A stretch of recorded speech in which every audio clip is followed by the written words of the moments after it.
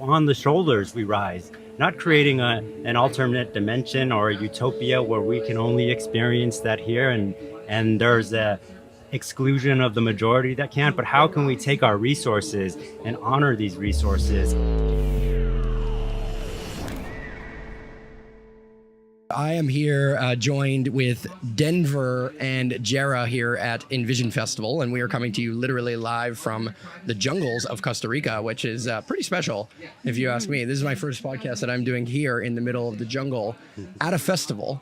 And I'm joined by two amazing human beings. Denver is somebody who I have gotten to know over the last couple of months in a very profound way. You know, we've been working together, learning a little bit about how he has stepped out of a role that is focused on kind of being a chief financial officer, a guy who understands the numbers and understands what it takes to make these numbers come to life, and what that means and what impact that has upon a business, and is choosing to step out of his position working with companies like Shell and Amazon and the big boys essentially of the world in terms of companies, and now step into supporting companies that are kind of heart-centered, that are really having a social impact, that are not only investing the ROI of return on investment, but the ROI of ripple of impact.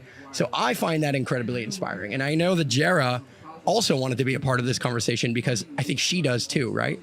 Oh, I find it inspiring, yeah. And I do know that in future, we'll probably be working together. And so, yeah, I like getting to know my business partners, just learning more on, your wisdom, because I do think that you're very wise in all these areas. Yeah, yeah. So, I mean, tell us a little bit about that journey. Like, tell us a little bit about like what it was like to work at such a massive organization and what really leads you to like leave what I can only imagine was a phenomenally well-paying job to go into the void, go into the unknown. I mean, it's a little bit of a spiritual journey. It's a little bit of a hero's journey, if you ask me. Yeah. I guess I wasn't drinking I didn't eat my Cheetos that day, or my my Cheerios. Yeah. So it was, thank you for the wonderful introduction, Mark, Jara. What a way to sort of enter this freedom culture and Envision and like really be in a point where I can reflect back to that moment, this I call it the leap of faith. And you mentioned some of the companies that I had worked with and doing great things in the world. I started off working, trying to launch the next new energies of biofuels and solar in the world at some of the biggest companies from the belly of the company, the belly of the beast, you could say. Then running on to like an innovative front of trying to innovate in the internet space, right? Like one of the big dogs of Amazon. But there are a lot of codes in these companies that are relevant to this movement here, but they don't have the essence of what I'd say this conscious movement has. And so for me, it wasn't a choice, but a calling. Really a calling to listen to that voice inside and say, rather than dedicating life to bottom lines and shareholder return and maximizing sort of market share, how do we live in a world that uses these codes, some of the sacred parts of economics, and upload these codes into the conscious capital movement? And what I mean by conscious capitalism, I mean something that is not just focused on profit, but uses profit as a methodology to achieve a result that we all are aligned to. Something that considers our impact to the environment, to the communities that we're in, to the collective consciousness that we're all a part of. Like, what sort of energies are we sending out there and collaborating and contributing to as an entity? And so for me, like I said, it wasn't a choice. It was the Morpheus moment of taking the pill that awakens you to the reality that could be. And I'm just excited to be here and sort of share my knowledge and my love for you both, and also this this energy that is about to hit a transformational point. So was it actually like a moment, like your Morpheus moment? Was that a specific moment?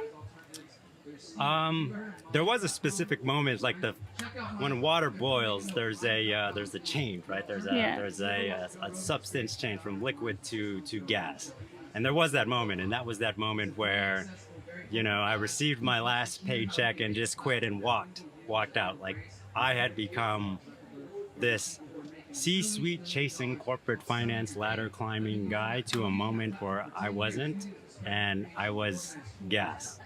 I was just into thin air. So what actually drove that moment?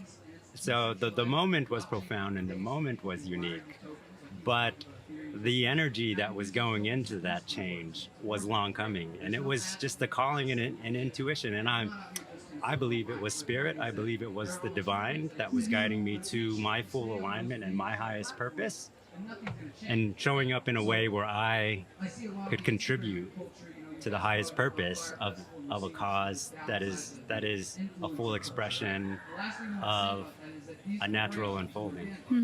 Yeah. Well, for me, I find it incredibly brave. Yeah. I find it an incredibly brave moment for you to step away from like one of the fastest growing companies on the planet, a company that is clearly going to have a massive amount of impact, as already is, and is going to continue to do such, and to step into a new space from like an alignment of values that I incredibly respect that you hold. How do you tell, like, I mean, there's two things I want to ask you, basically. The first is, do you have hope that through corporate America and some of these corporations that they will ever actually change? Like, is there a possibility that even a company like Amazon could change and could start making some of those different pieces happen? And I would love for you to also speak to the idea of philanthropy within these companies and how they use that, maybe sometimes actually, but sometimes through more of like a flow that is kind of greenwashing or not greenwashing, but like kind of just bullshit is what I'm trying to say. Yeah. How do you speak to those different things? You are in the belly of the beast, and I'm just like actually incredibly curious about what that's like. So I would say, first off, everybody is doing the best they can with what they have and in the environment that they can. So I'm not a firm believer that there's a lot of evil people plotting sort of evil things to sort of destroy the world. I believe that there's unconsciousness, there's disconnection, there is something that is wrong and everybody knows it in their gut, and it triggers things like tuning out to your Netflix account, tuning into, substance abuse, and it's proliferating and all of these things, because I think at the essence of it, it's this unconsciousness of knowing that the collective interest of what is going on is not working.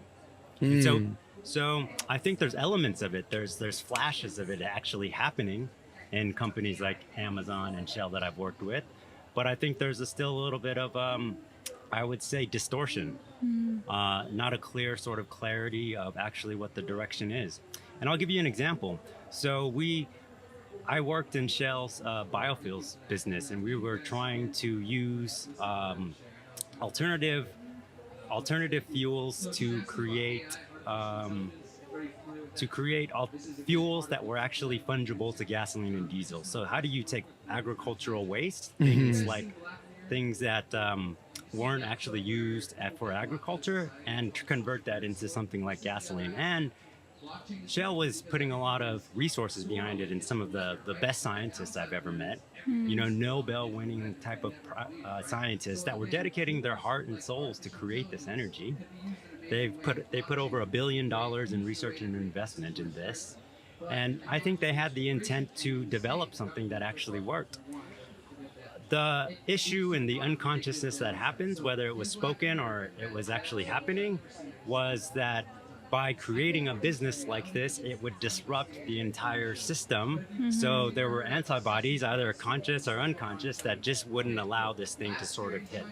So, do I believe that there are great activities happening within these organizations? Yes. Do I think they will embody what we stand for in terms of being conscious citizens, not only as individuals, but as companies, as organizations? I think it's an evolution and it's a spectrum. And I think there's an awakening happening. Yeah, I think there's an awakening happening too, although I don't always have the same amount of hope as others do in that system. You know why I don't have the hope? Yeah. It's not that I don't trust any single person in the system. It's the biggest thing that I think is happening is that they actually get so big that the humanity is kind of lost in them, and then they have to operate in this way that is creating safety for the people who actually work within that company. It's like I actually don't necessarily believe that the CEOs of all of these organizations are particularly bad, but they're actually having to do the thing that is right by people. And what's right by people often is like keeping their jobs or making sure that the company is thriving, or right by the shareholders, because that's the way that, you know, our system is set up. And so they're just like doing the system, like they're playing the game of the system, and that's what the system is asking them to do. Yeah. Yeah. And so it's really challenging. I mean, it's like once you get such a large organization, you have to operate from a place that is significantly more analytical. And that's why they have CFOs and stuff, versus where you're operating like even at my level. What, you know, one of the challenges that I've had as an entrepreneur has been around the idea of like, how do I operate from a different place that has a significantly more planning and is more safe for all the different people who are making this happen? Because I've been kind of an entrepreneur, but I've kind of, you know, gone with the seat in my pants, right? Like it's just like, I just make shit happen. But sometimes it has significantly more consequence than I intended to. And that's why I have to sit down and systematize and do all these different things. And Jera and Denver, both of you are here, and you're both like legitimately the people that make what I do more and more possible. Because if we're really going to scale this, we do need systems to make that happen. Yeah.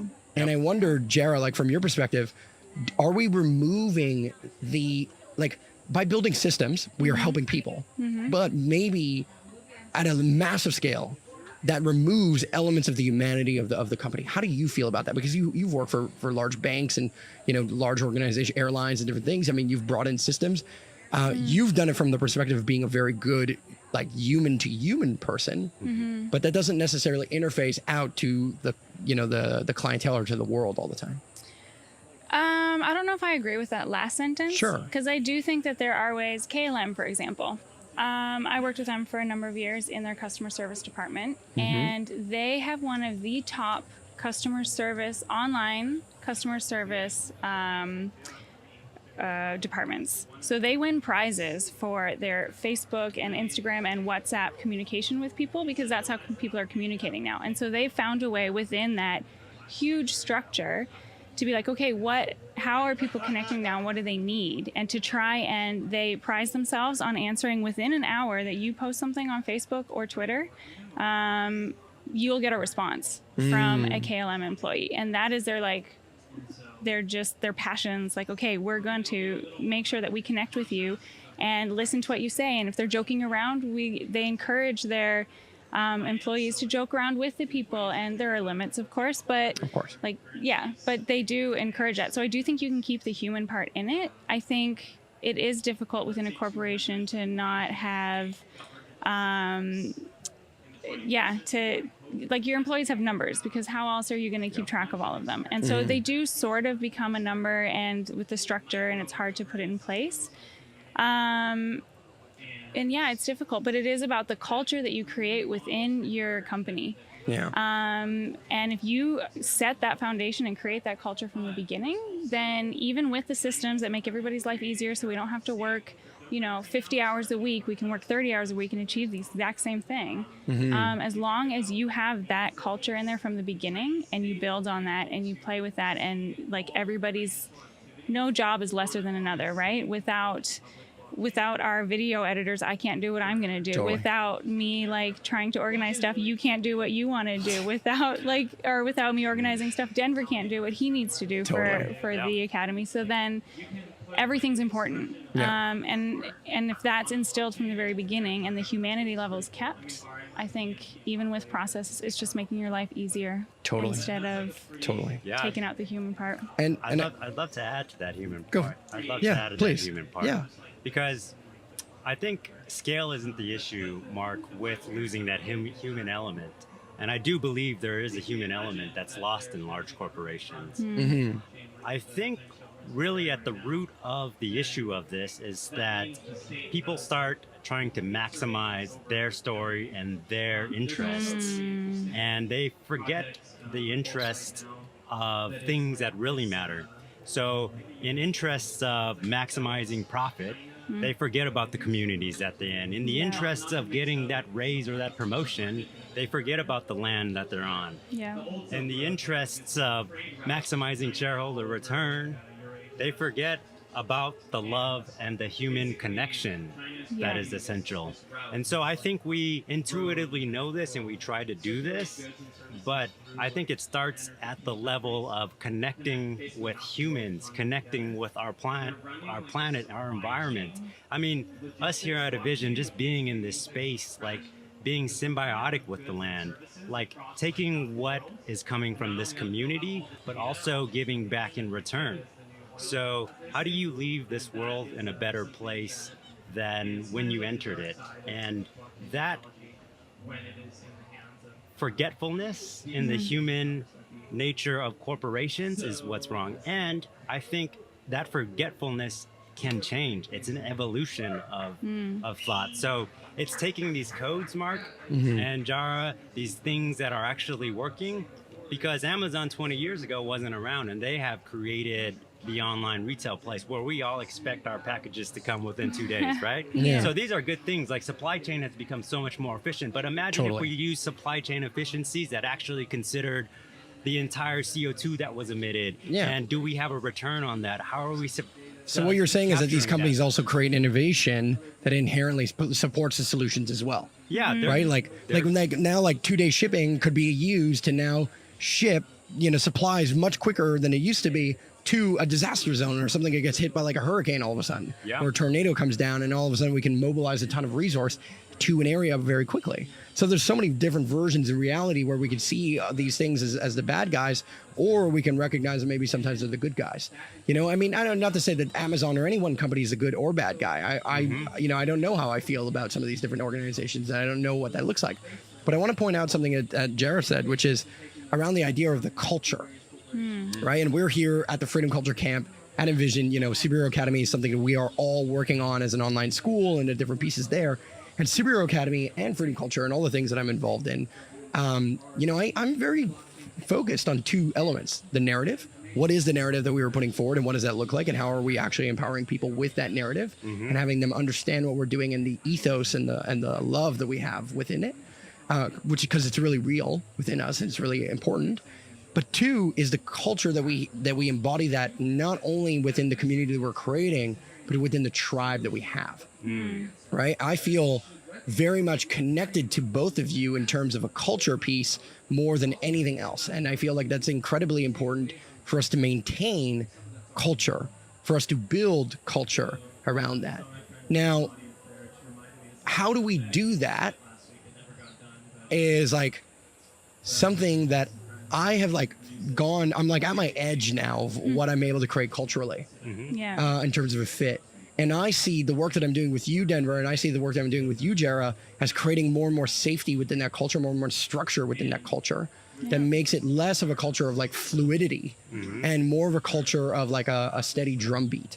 And so I feel like there's this drumbeat that both of you are helping me make. And first of all, I want to acknowledge the support that you both have in that. Thank you. But what does it mean to you? Like, how do we continue to do this, and how do we model this and bring this to more organizations and more companies and experience that? How do we do that on a financial scale? And then how do we do that on a project management or even on a human scale? I'll answer from not only a financial scale, but from a resource scale. I believe that there's a huge amount of energy and attention that's in this space, and there's a lot of interest, and people want to get behind this movement, and they want to do good. If I told you, Mark or Jara, that in 30 years, freedom culture could be a way of life all around the world, and you offered that to everybody else where people could be free, connected, and full in their soul, hearts, and full of abundance, who wouldn't say yes to that? I think what needs to happen is we need to adopt the things, I call them the codes, that are in our existing system and evolve like nature does. It takes things and goes through the fire, but what comes out of it is a new and better version. It's a building. It's honoring what's happened in our past, honoring our ancestors and the battles that they've been through, and building on that. So on the shoulders we rise, not creating an alternate dimension or a utopia where we can only experience that here, and there's a exclusion of the majority that can't, but how can we take our resources and honor these resources and be from a place of abundance, of recirculation, not of hoarding and stagnation that's actually happening and proliferating. So once we are in connection with each other, with ourselves, then abundance automatically happens. The systems that are created actually bring together rather than divide. They create collaboration instead of competition. They create these beautiful things that our highest expression as humans and individuals are fueled by this. So I have hope, and I've learned these codes that I'm loving to share with them, like including like not hating money, because money is only a means to whatever you use it to. If you use it for the force of love, of the force of connection, of the force of being and like with ourselves and with our planet, let's use these things to our advantage as a superpower team. Totally. How do you feel about that, Chair? I mean, I have to agree with everything that Denver just said, because I think the mindset that businesses work from now, like, yeah, it's like, okay, how do we, what you said earlier, how do we maximize profit, or how do we maximize growth and all these things? And it's like we've created this overarching culture of scarcity, almost like, okay, there's only so much, and so we need to hold on to as much of it as we can. It's like you get all these expressions like climbing the corporate ladder, you're stepping on top of others, or it's a dog eat dog world, or all these like weird expressions for, you know, the business world or the world at large. And with that mindset, if we keep that, then it is going to stay that way. Then that is what it is. But as soon as we can change that and realize that we're living in abundance and that everybody can have their needs met. I mean, there's no reason why we shouldn't be able to achieve that. And once we change our mindset there, then it does become more of a culture and a community type setting. And then everybody's just working in alignment with what their highest excitement is. Instead of, oh, I have to do this because I have to make money. And again, once we realize that there's no hierarchy, some people love to write, some people love to make coffee, some people love to, you know, make or sell clothes, some people love to be a CFO or an innovator or all these different things. They're all really important, and we all need each other in that. And so once we get rid of all these, I'm going to call them negative mindsets, then it totally changes. Everything shifts. Yeah. So it's a consciousness problem. It's like a language problem too. Yeah. Yeah. It's like literally because the language we use represents the consciousness that we have. If we always maintain a particular consciousness of it's me versus you, it's this fight, it's this struggle at all times, then without a doubt, we're going to bring that to the table. And I think that also happens because we've been hurt. Essentially, we've ended up in scenarios where we've been hurt and we've been beat down. And so eventually what we do is we stop investing in the collective and we start investing in our own specific dream. And so this is the interesting thing, you know, the term freedom culture comes to mind, which is what's the balance between individual freedom, right? Following your highest excitement and then looking to bring your highest expression to the table, but not only your highest expression, but your like the amount of like the most amount of wealth to you means that you have more freedom in a sense, some ways. But the culture piece is, but the highest good means that even if I accumulate a ton of wealth, like just like back in the day, some people would sink that wealth into like the church or the community in some way, shape, or form. Maybe they build a school or they create a foundation. All of those different things now allow them to build culture. And culture represents the arts. It represents something that is not measured in dollars and cents, but is measured in some other level of sense, right? Some other level of making something a reality. So with that said, like, what are some other things that we can measure in organizations that like talk about, you know, we hear about, like, for example, triple bottom line, right? What are other ways? Like, do we have the financial sense or like the words, the verbiage that are now starting to come into the culture that we get to start to use? Like, how do you feel about B Corps? How do you feel about triple bottom line? Like, are these solutions? Like, is this enough? I think we can take these metrics that are more performed, that are more indicative of performance on things that really matter to us. But I think it really starts with being aligned to what our principles are and what our values are, not only as a community with ourselves, and acting from that place of trying to express fully.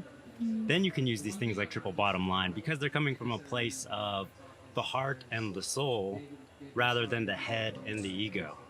So when you're fully aligned to those, then you can wake up to these things and really understand what triple bottom line is. And what, for those of you out there with triple bottom line, it's profit, it's people, and it's the planet.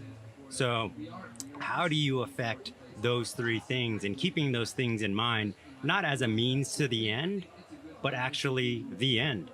Like, that is the purpose, to solve and create these things. So love that. Not as a means to the end, but the actual end. Love that. Yeah.